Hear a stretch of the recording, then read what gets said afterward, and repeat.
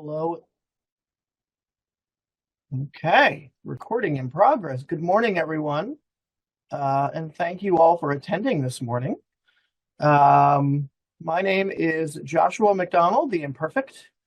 I have been involved in the SCA since 1991-ish, and it humbles me to think that that is not necessarily as long as some people that might even be in this class. Today I'm going to be talking about the history of Clan Bluefeather, which is the LGBTQIA++ social and support group in the SCA. I made this class. I was looking for a 90-minute class because I found that this usually goes a little over an hour, so I wanted to give people enough time to ask questions, so we will probably not go the full 2 hours unless everyone is particularly chatty today. So let me dive into it with a little bit of a timeline of history, some things that we accomplished, and some things that we are going to be working on in the things that we're working on now and things that we'll be working on hopefully in the future. So let's go back in time, as we Skadians are so good at doing. And Clan Bluefeather was started with an ad in the East Kingdom newsletter, known at the time as the Pike Staff, in the June-July issue of 1988.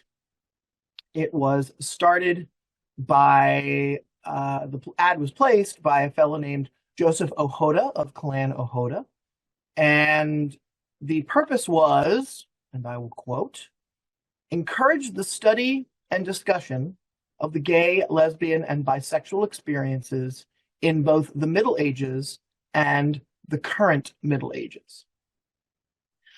So Joseph, being a queer person himself, wanted to build some community in the SCA. And in the 1980s, we were right at the start of a whole new wave of community building in the LGBTQ community in general. So why not start something in the SCA? He, at the time, said if anybody wants to contact him ahead of time to do so, he provided his address. He said 17 people contacted him from the East, the Mid-Realm, the West, and Kaid. And he immediately, with those 17 people, before there was even any gathering, he started a newsletter, and it was called ... but it's period, and started gathering both discussions of what a new organization might look like, and also talking about LGBTQ history. And as was just pointed out, keep in mind, this is 1988. This is all pre-internet. Everything was done on paper. Everything was done by mail. So quite a challenge back then for us. So our early history really starts around that ad. What he proposed in that ad was to have a meeting at Penzic of that year. So this would be July, August 1988. So the very first meeting was held Saturday, August 20th, 1988, on the battlefield at 10 p.m. And it was decided that it would probably be best to have it under the cover of darkness, just in case anybody saw anyone coming or going from anyone, from the event. They had over 75 attendees, which I think pretty much blew everyone's expectations away, which was great. They had a conversation about what things might look at. They called themselves a gay, lesbian, bisexual study group. And from the very first meeting,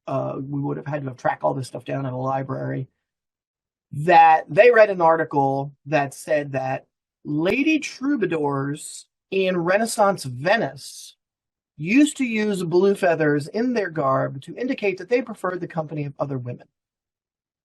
Again, this was raised. Everyone, wow, that's fantastic. Look, we have a historical, never replicated, never found, never proved.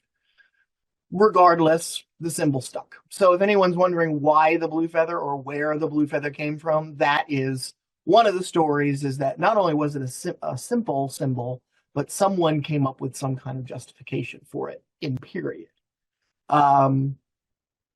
So to adopt it, a fellow by the name of Denier Greenwood, who is a Pennsic fixture, he went around to every merchant he could find at Pennsic and bought every blue feather he could find and started handing it out to people that had come to the meeting. And he started wearing a blue feather. And so he is credited by many people I've spoken with over the years as the one that really cemented the blue feather as our community symbol. Surprisingly, it did not take long for this news to spread into the greater SCA community. And maybe it's because at the time, Pennsic was really starting to pick up steam as an event. Certainly not the event it is today, but it certainly was growing as an event. So again, people in different kingdoms wanted to spread the word. So there were some discussions with Tournaments, the editor of Tournaments Illuminated, to publish some historical research articles, and TI wouldn't publish them. So we hit some walls very early on, and eventually the TI decided to publish a list of special interest SCA publications. And then eventually that was moved over into an arts and sciences publication, which was super annoying at the time because the A&S newsletter was not read nearly as widely as Tournaments Illuminated. Tournaments Illuminated was our quarterly news magazine. And so then to push it over to an A&S specific publication very much limited the exposure that those, not only Blue Feather, but other groups that wanted to get more interest in their groups going. Of course, most of those other groups were knitting, maybe forestry, or other kinds of activities that could be classified as A&S. There weren't any other organizations in the SCA revolving around personal identity. There was a mixed bag of reaction from different local groups and kingdoms where information was attempted to be published. There were some, for example, Anstiora at the time would not allow anything to be published, but the East published it without question. So probably a cultural thing, depending on which part of the country you were in. Frustrating, but we moved ahead. 1990, we had our third meeting. That was held at Clanahoda. One was held at Clanahoda, another one was held again at Darkwood Moor.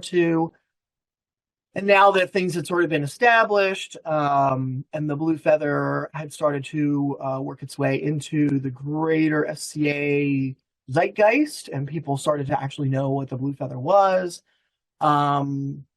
they formally decided to use the name Clan Blue Feather to solidify the symbol we had already picked.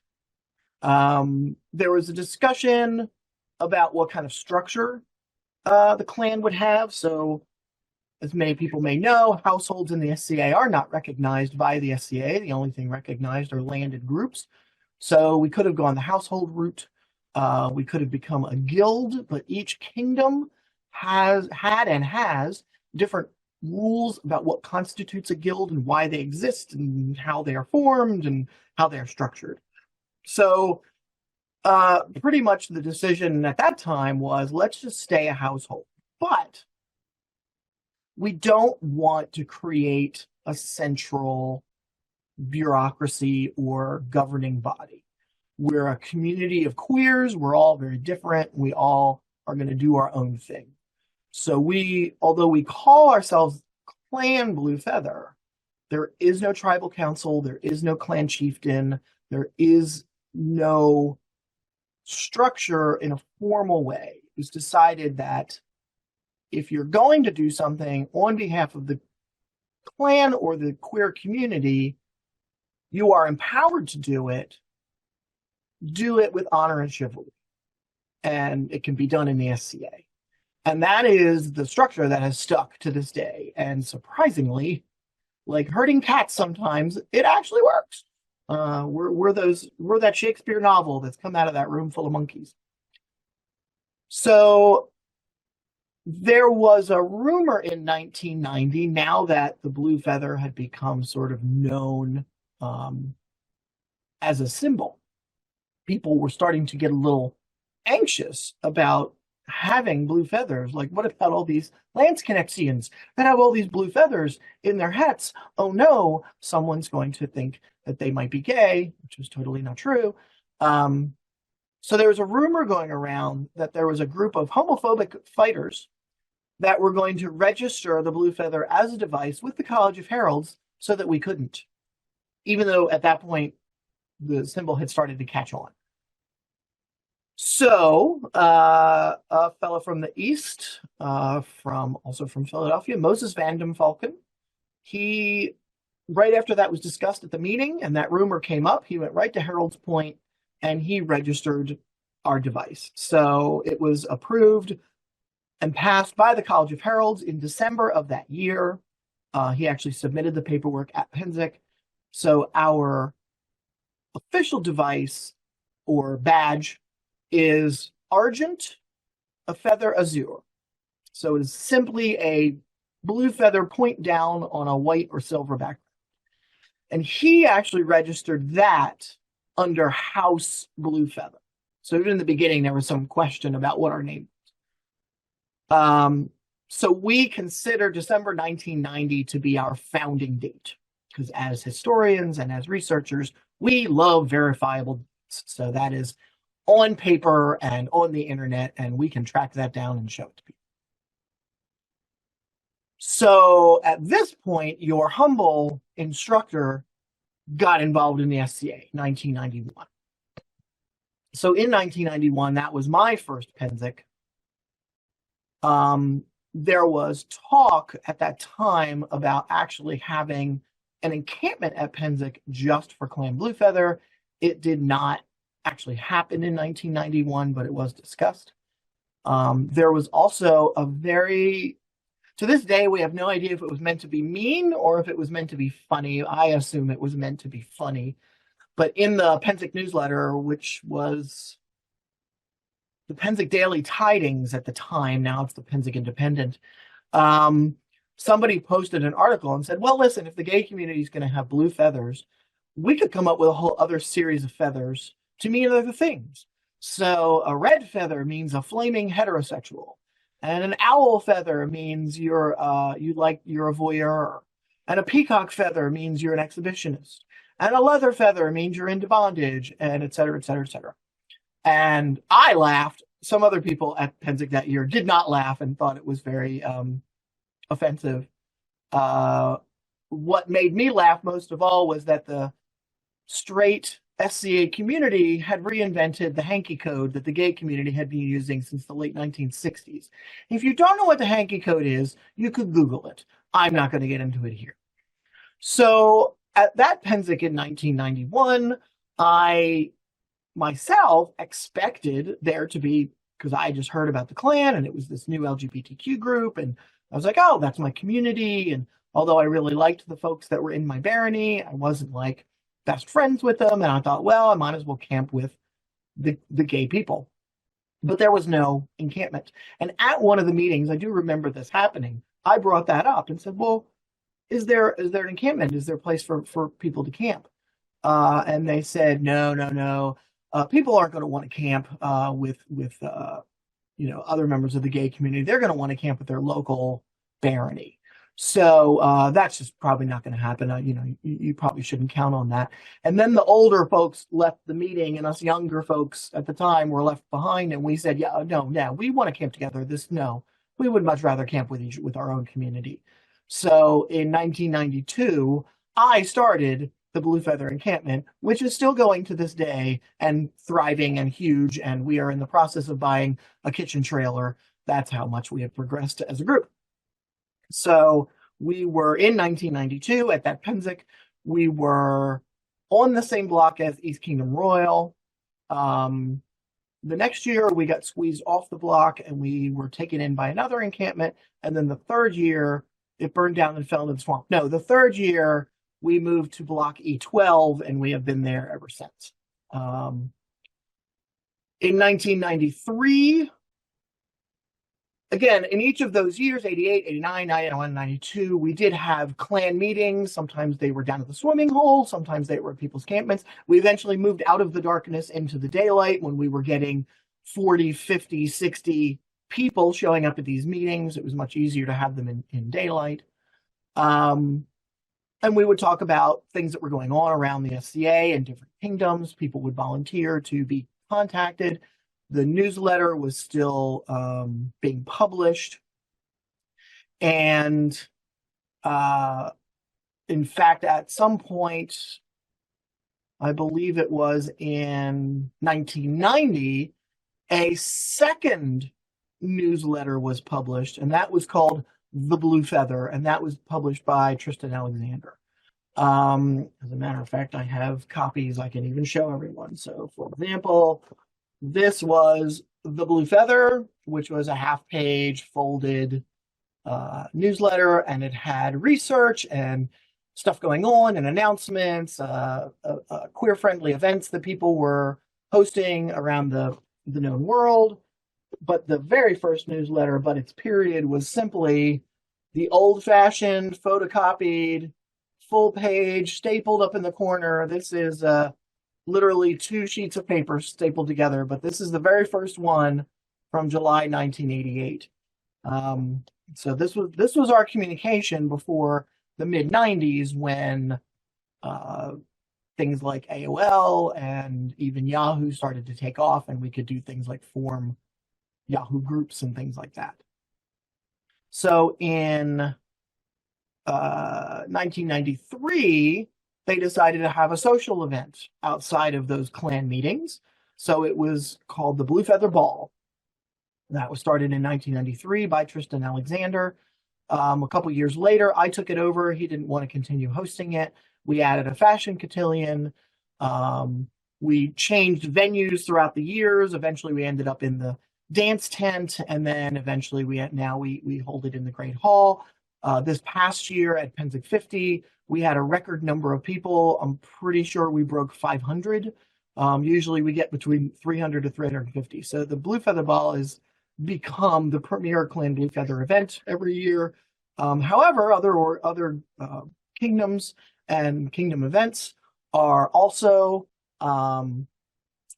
so they are also sort of looking into holding other events at Gulf Wars and Potrero and other large-scale events. Sometimes they're just parties, sometimes they're just casual gatherings, but I know some people have talked about having larger community-type events. So that takes us basically from 88 to 93, which was a very crucial time for the formation of the clan and things that started happening in the clan. And as I said, other things were starting to happen. There was an unofficial Blue Feather event in the East in 1992. There was the first official event that was actually hosted, sponsored by the SCA, by the local Barony in September 1996 in the East. Antier was having gatherings, Gulf Wars, Estrella, and people were starting to find each other, and again, looking for that blue feather symbol. There was ongoing conversations in the newsletters and in person and in local groups about the structure. It was pretty much decided that what was happening was working. The one thing that sort of started to catch on that people today aren't really as aware of, but I always try and remind people of it. In heraldry, of course, as we all know from our friendly local heralds, the shade of a color doesn't necessarily matter. So a blue feather to a herald is a blue feather. It could be light, dark, medium, neon, whatever. In the clan, it was determined kind of early, and I don't know how, but that a dark blue feather would indicate that you yourself were a member of the LGBTQ community, and a light blue feather would indicate that you are an ally to the clan, a straight ally. So I think part of this, most allies today wouldn't care if they were confused as being queer themselves. But at the time, we wanted to give allies a chance to be our allies and not feel uncomfortable about it. So that sort of started as a tradition. A lot of people aren't aware of it because they just see blue and they don't realize that's a light blue feather versus a dark blue feather. There was also conversations about, oh, but I already have blue feathers in my garb. I don't want to have to change it, blah, blah, blah. And we would stress to newcomers that, yes, many of us wear blue feathers just by themselves to indicate that we're queer ourselves or part of the clan, but you really can't make assumptions unless someone is wearing the device as a badge, on a belt favor or something like that. So that always used to be our go-to response. Well, as long as you're not wearing the badge and just wearing feathers, you should be okay. I don't know of anyone who flew into a rage because someone had the audacity to hit on them, but it may have happened somewhere along the line. In talking about that structure as well, obviously, again, it was started as a gay, lesbian, bisexual stuff. Trans at the time was hardly even included. And I will say in the 80s, when I was in college, there was even conversation about whether bisexuality should be included in, for example, my college gay group. We had a lot of issues back then, and inclusion was a big point of conversation. Should gay men and lesbians even be in the same group? I mean, they're just so different, right? But eventually we matured as a community and realized that we're all in similar fights and we should be supporting each other. So although in the beginning it was considered a gay, lesbian, bisexual study group, clearly we started expanding our horizons. We also started talking about doing more social things. That was just a natural offshoot of people gathering and doing things together. So it was sort of there was a lot of research going on. There was a lot of research being published in the newsletters. But obviously there was a lot of socializing going on as well. We were always encouraging people, and we did this at Penzic a few times, do things as a community to show that we're out there. So for example, a whole bunch of blue feathers would take over a shift of security at Penzic. And so you would see all these gay men and lesbians wandering around with blue feathers flying, picking up drunks down at the parties in the swamp. It was great fun, and people again would sort of be like, "Oh, the blue feathers are okay, they're out there doing stuff. They're involved in the SCA.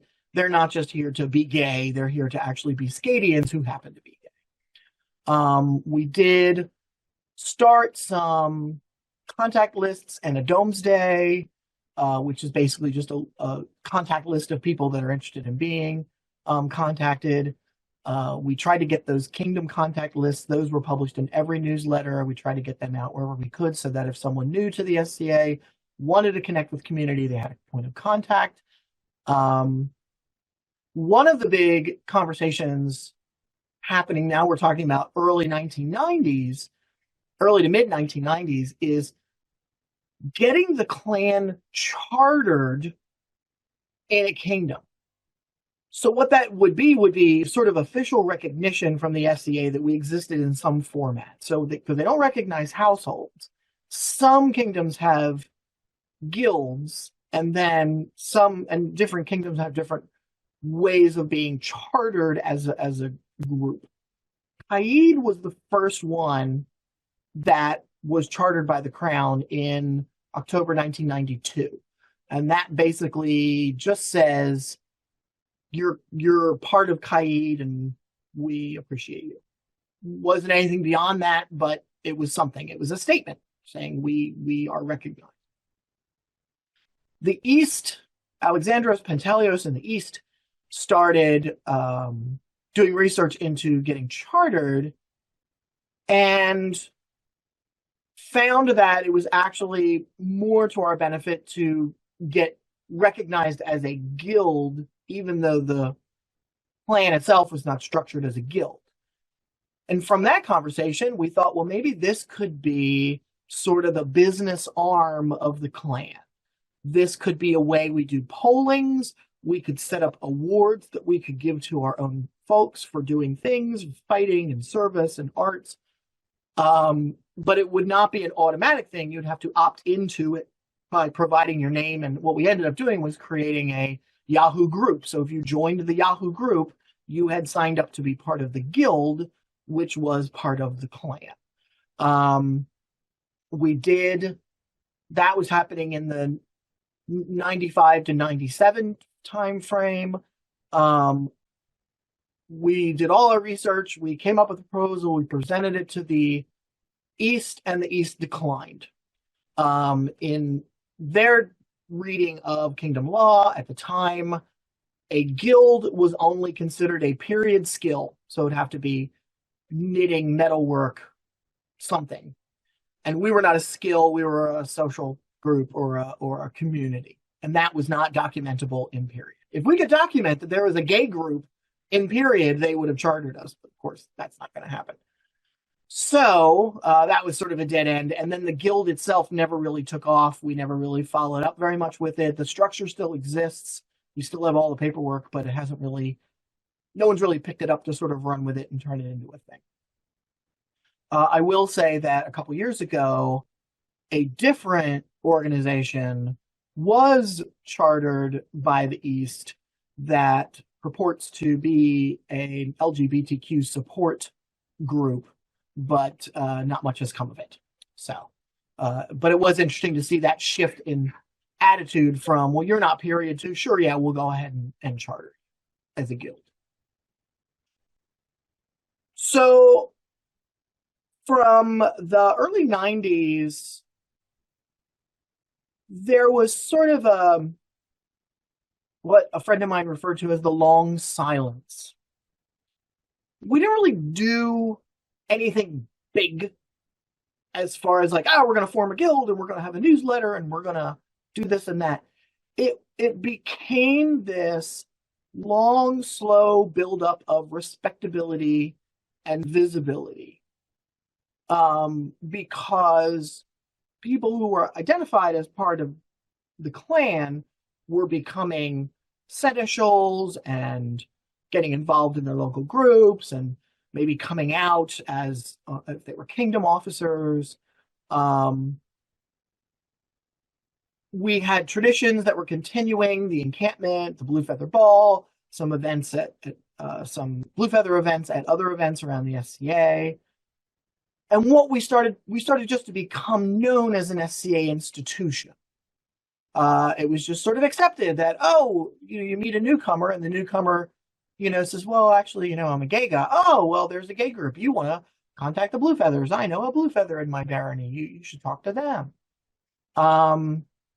The newsletters, both newsletters ended up stopping publishing in the mid to late 90s for lack of contributions. But a lot of that was because the mid to late 90s is when the internet took off and people actually started to have more regular access to it. So email became the newsletter of the day. Yahoo groups were the way to connect with other people. So that really helped keep us going through those years. And also new people could sort of find us if they Googled us or Ask Jeeves us, if anyone remember Ask Jeeves from the day. I also sort of want to put some of this in context as far as the greater world and the LGBT community specifically. The late 80s and early 90s, the gay community was identified by the AIDS crisis. It absolutely brought the gay community out of the shadows because we had to fight to survive. As horrible as the AIDS crisis was, it did facilitate community. And so to have a group in the 80s, in the early 80s, so 88 was around the time of the first AIDS case. By the mid 1990s, we were out in the streets protesting at the White House, saying, please, President Reagan, could you just say the word AIDS? That would be great.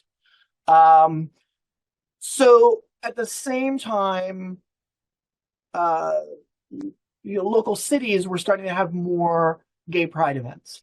Used to be New York and San Francisco had it on Pride weekend, which marked the anniversary of the Stonewall riots in New York City. But then the larger metropolitan areas started hosting their own, Chicago and Philadelphia and DC and every place in between. Now the Pride calendar runs from mid-February to mid-November because you can't have them all in June. So there's definitely that sort of, I lived in Philadelphia. I'm going to Pride in Philadelphia. I want to continue this community feeling in the SCA. So that was the reason I got involved in Clan Blue Feather. I wanted to have that community wherever I went. We were certainly not unified. We tried to talk about things and tried to sort of gather consensus, as it were. Not always easy on the internet, not always easy in person. Even things like same-sex monarchs. Back in the day, there was very much a split between people that said, yeah, I would like to see two kings or two queens, and other people said, no, you're harshing my medieval mellow. Even as a gay person, I would rather see the idealized heteronormative medieval construct of a married opposite sex couple on the throne. That changed. But yeah. So in the 1910s, late aughts, as it were, there was clearly an uptick in activity, specifically online. Facebook around that time, around the mid to late aughts, became a thing. Everybody was on Facebook. And that really sort of saw the next generation explosion of interest in and participation in the Klan. At the same time, again, in the greater world, same-sex marriage was becoming a discussion point. I think Hawaii or Massachusetts passed it first, and then it was a snowball from there, and eventually it ended up at the U.S. Supreme Court. Again, I am speaking from an American point of view, so clearly things were different in different parts of the FCA and different parts of the world, but from an American point of view, it wasn't until SCOTUS, the Supreme Court passed it in 2013 that really pushed people to be involved in the issue of what was called inspirational equality or same-sex monarchs in the SCA. And why couldn't we have same-sex monarchs? So that was actually not spearheaded by the Klan. That was a group of individuals who were extraordinarily well organized. Most of them were not queer themselves. And they started sort of that movement in the SCA to push this up the chain and get it fixed in corpora so that there could be same-sex monarchs. There had already been local baronies that had installed same-sex barons and baronesses. So in 2012, the year before the Supreme Court decision, the board changed the wording and they removed the words of the opposite sex. So a fighter must fight for a consort of the opposite sex. But it was left up to the individual kingdoms to decide whether they would allow them to fight in the list on the list field or not. Granted, that has always been a right of the monarchy to decide who is and isn't worthy of fighting for crown, but we definitely had some concerns that it would then be more obvious that they were kicking people off the list because they were queer. Then, like I said, in 2013, same-sex marriage passed. The first same-sex royalty in a kingdom was North Shield in 2016, and they were not a couple. It was two straight guys who were very good friends, although one of them, I believe, was raised by a pair of lesbian parents, so clearly allies to the community, and apparently they had a very, very nice reign together. It took something like that to happen to show that the FCA would not implode should we have two people of the same gender on the throne, for the board of directors in 2019 to just remove the kingdom approval part of it. And they just said, you may fight for someone of the same gender, period. Things have been going swimmingly since. We've yet to have two women sit the throne, but we're very much looking forward to that day. We finally had a openly gay king in Qaid. Again, he was with a straight friend, but that was great just to have an openly queer person on the throne. We have not had a gay couple sit the throne. We've had gay couples be barons and baronesses, but not yet someone on the throne. We have seen a big uptick recently in, obviously, women fighters have had their own struggles, and we support them, and that's a continuing a rise in numbers in women fighters, and now non-binary fighters and trans fighters, which is also very awesome. But now seeing same-sex consorts in kingdom lists is commonplace.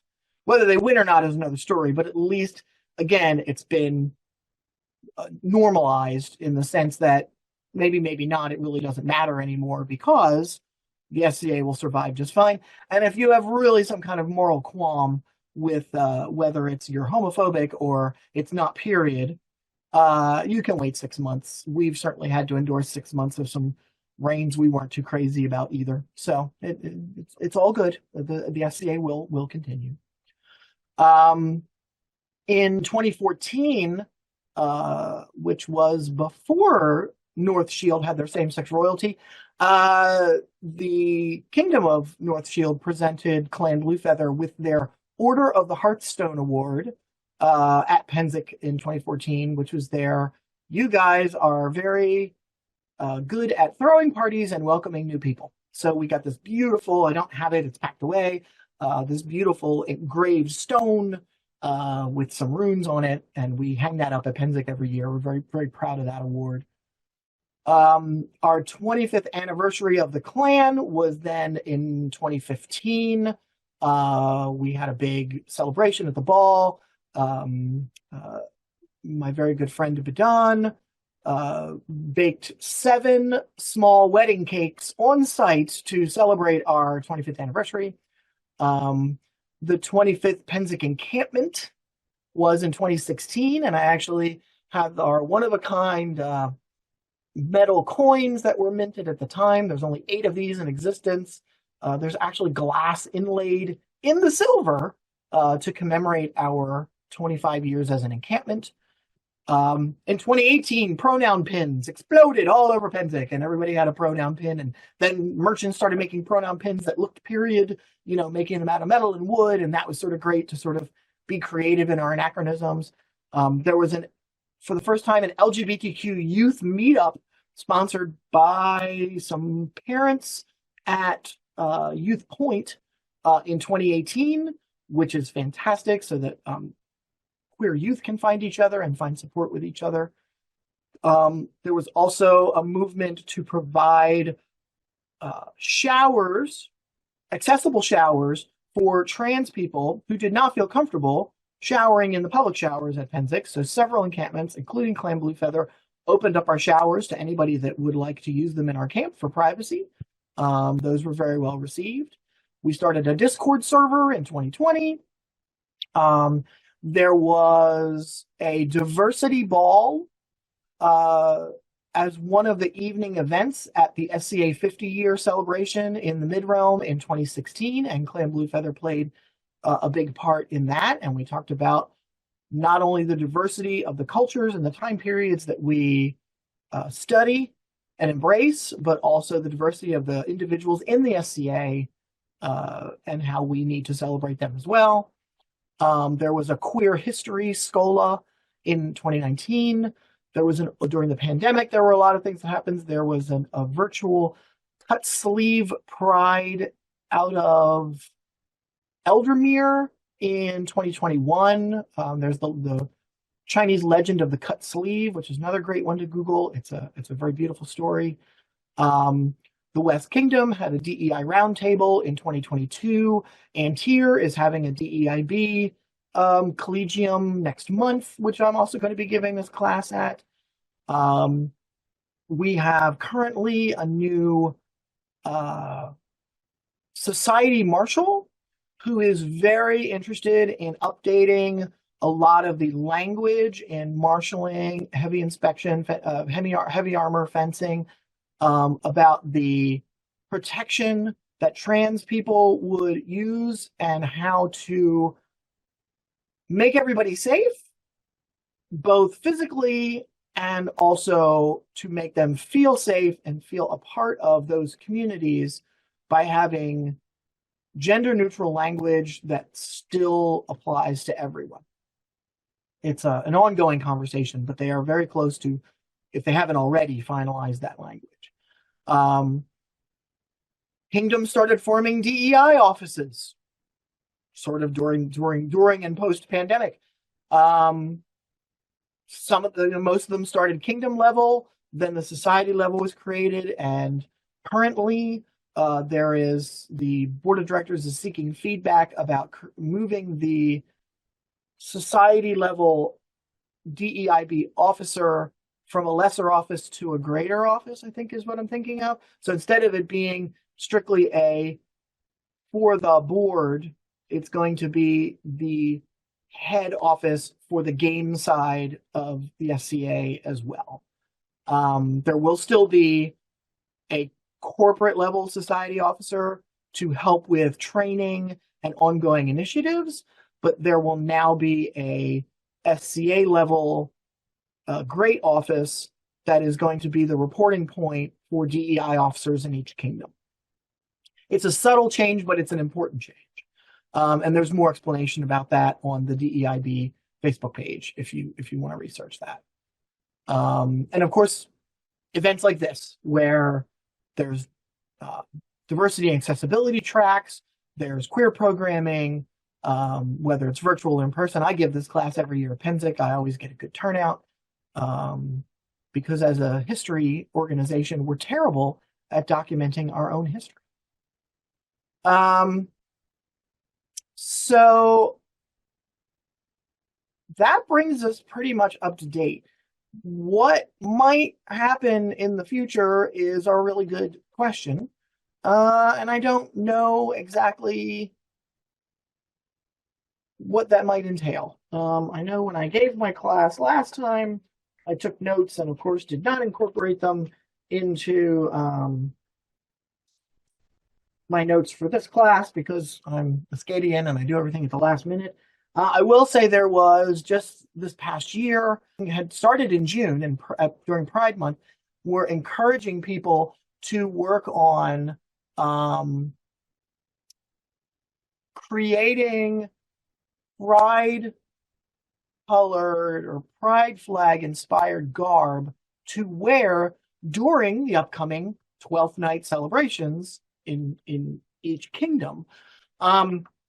There's a greater conversation about the place of pride flags in the SCA. I'm of the opinion that there's room for both, because certainly pride flags have an instant visibility. They're identified, people strongly identified with those flags and those colors, particularly the trans community, and rightly they should. I certainly still have a lot of rainbow crap sitting around that I've collected over the years. I am also a big proponent of using the symbols that we as an organization or as a community in the SCA have created for ourselves. And our symbol has been around since as early as the Pride, the original Pride, six color Pride flag. But I also recognize that newcomers to the SCA won't necessarily know what the SCA is. And as I interact online and meet new people at Penzic all the time, there are people that do not know what the blue feather is, what it means, what the clan is, et cetera, et cetera. And it's sort of surprising to me because I keep thinking everybody knows what the blue feather is, right? Clearly not the case.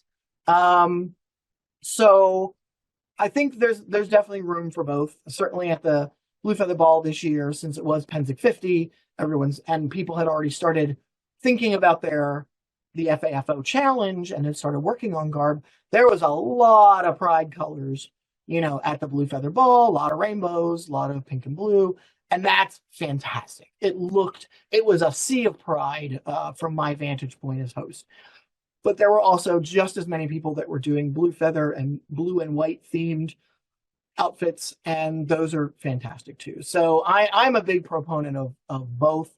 My choice in the SCA will always be the blue feather, but I also want to see new people getting involved. In fact, the encampment at Penzic has always been an open encampment, and we decided that very early on. We are one of the few encampments at Penzic, other than, say, a landed baronial encampment, which would be open to anybody who lives in that geographic area. But we are one of the few household structures that will welcome anyone. You don't need to be sponsored. You don't need to apply. You just need to contact me or some of the other people that help run the group and say, I'd like to camp with you at Penzic this year. And we do. And in coming over 30 years now, we have had very, very, very blessedly few problems. Some people camp with us for a few years and then don't come back to Penzic, or decide they've met other friends and they want to camp with another household or another group. Sometimes they find that we're not a good match and they would be happier somewhere else. We have one guy who I love dearly camped with us for a few years and said, I want to camp in singles. I just want to camp by myself. I'm going to come visit when I have the spoons to deal with you people. So we see him every night around the fire, and then he says, bye, and he goes back to his tent off in the woods somewhere, and he's very, very happy that way. So we do want to be welcoming. We always want to welcome new people. We understand that people are constantly joining the SCA. People are constantly being born. People are constantly coming out. So at any point in your journey in the SCA or as a queer person, you're definitely welcome to be involved in Clan Blue Feather. And the great thing today is that there's stuff going on locally, as well as stuff at big, interkingdom events like Penzic.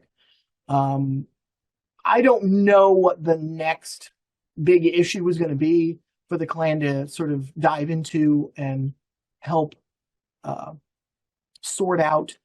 I'm very encouraged that we have a DEIB officer.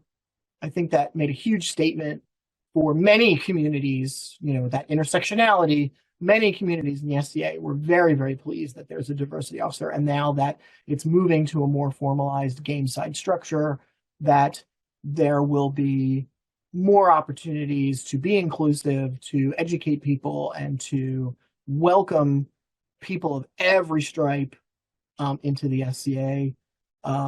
Not sorry to see people who are firmly against these kind of changes leave, and they're very vocal when they leave, and that's fine. If the SCA is changing to be more inclusive and will not put up with homophobia, racism, etc., that is an organization I'm going to stick with and be involved with for a long time. And I'm glad that that is part of our mission statement. I'm glad that is becoming woven into our ethos. And I'm glad that we have structures in place to support those programs and to handle problems as they arise. So the future is up to us because we are all members of the clan. That is pretty much it. So, uh, it is exactly 1 hour. So I was right. This took me an hour to get through all of my notes. So I'm gonna check the chat. If anyone wants to unmute and ask questions, I'm more than happy to answer them. Uh, let's see. Last 2 years, Blue Feather Ball is that evening. Yes, the Blue Feather Ball is held on the second Tuesday of Penzic, the War Week of Penzic. As I said, we've normally gotten between 350. Last year, we almost ran out of tickets because we have a.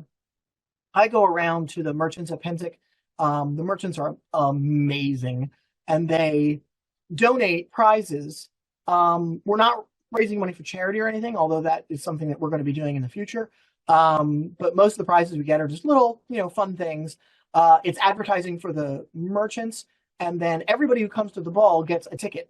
And then we put a cup in front of each item, and then you put your half your ticket into the cup, and then I draw from each cup at the end of or I don't anymore, somebody else does. So some merchants will just be like, oh, here's some, a candle or, stuff that I make, suit of armor, whatever. Many of the merchants go out of their way, though, to either procure or create Blue Feather specific things that end up being one-of-a-kind items. I know that, for example, there was a merchant that was making these pouches, and my goodness, I had 4 of these at one point because I kept buying them, forgetting I had them, and so I've given them all away at the ball. But these are the kinds of things that people will go to make the effort for us. Pottery, jewelry, a lot of jewelry. I know Ash and Griffin this year made like 5 or 6 blue feather goblets, and that was it. A very limited run. But of course, they all got snatched up because if you didn't get it at the ball, you definitely wanted one of your own. I know I bought one because I really liked it.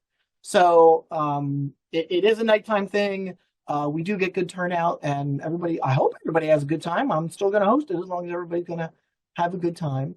I mentioned, I think one of the newest, certainly we have incorporated the trans community into our fold more actively. There was a time, and I think some people still have this feeling that the clan isn't for trans people.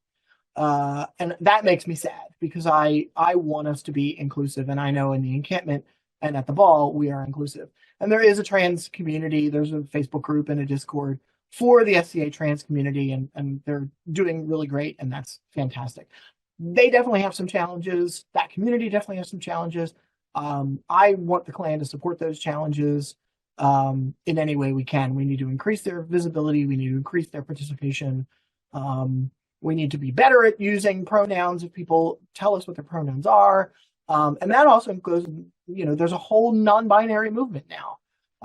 People going, well, I'm not trans, but I'm also not really man or woman. I don't identify as either. Where do I fit? And as far as we're concerned, you are part of our community as well. Again, we had a non-binary person camp with Blue Feather. I guess it was probably 2019. I think it was before the pandemic. And it was so nice to have 2 weeks of practice with a very patient person of using they, them pronouns. Because for 2 weeks solid, we kept getting gently corrected. Bless them. They're just the best. And I thanked them profusely at the end of Penzic because it really gave me a real world intensive crash course in the familiarity of those words exiting my very old lips. Because I'm not used to referring to a singular person as they. I am now. I also work at a college. We have a very active queer community and a lot of non-binary students. So also getting very used to that as well on that campus. And I'm so thankful that people are so understanding and forgiving when people make assumptions and make mistakes. So hooray for the NB community. There is a DEIB officer. They are not employed. It is a volunteer position like every other position, but they are hopefully raising it to the level of game side. I'm glad you found us for 15 years ago. I know other people are running off to their other classes. That's fine. So, any other questions at this point, either type them in or unmute and ask. I am more than happy to answer.